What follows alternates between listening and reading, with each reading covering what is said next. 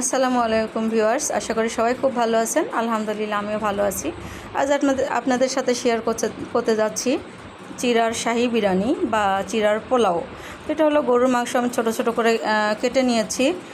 আর soya sauce দিলাম, আদা রসুন বাটা, জিরা বাটা, হলুদ মরিচ, আর এটা হলো গরম মশলার গুঁড়া। এখানে চাইলে আস্ত গরম মশলা ইউজ করা যেতে পারে।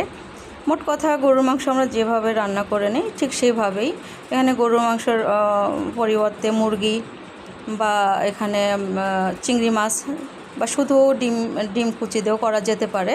আর এখানে আমি গাজর এটা সংরক্ষণ করে রেখেছিলাম ডিপে, সেটা আর ডিম নিয়েছি 3টা।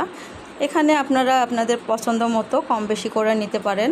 আর আমি যেগুলো দিয়েছি সেগুলো না দিলেও চলবে, স্কিপ করা যাবে। এটা যেহেতু শাহি বিরিয়ানি তাই আমি বিরিয়ানির যে ইনগ্রেডিয়েন্টসগুলো সাধারণত দেওয়া হয় আমি সেগুলো ইউজ করব।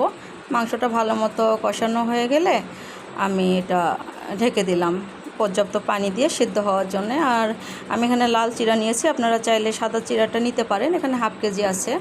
এটা আপনাদের যার যেমন সুবিধা হবে তেমন নেবেন। আর পরিমাপ অনুযায়ী এখানে মশলাগুলোও ঠিক সেই মতোই দিতে হবে। আর এটা হলো জয়ফল জয়ত্রী আমি গুঁড়া করে দিয়েছি, আপনারা চাইলে বেটে দিবেন।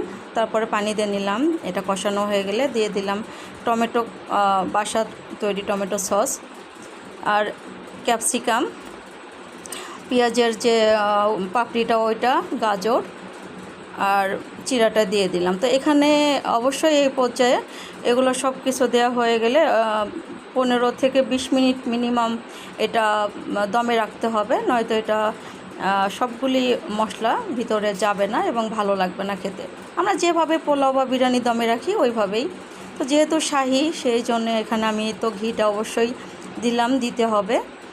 আর কেওড়া জলটাও দিয়ে নিলাম যে ডিমের কুচিটা আর ধনিয়া পাতা।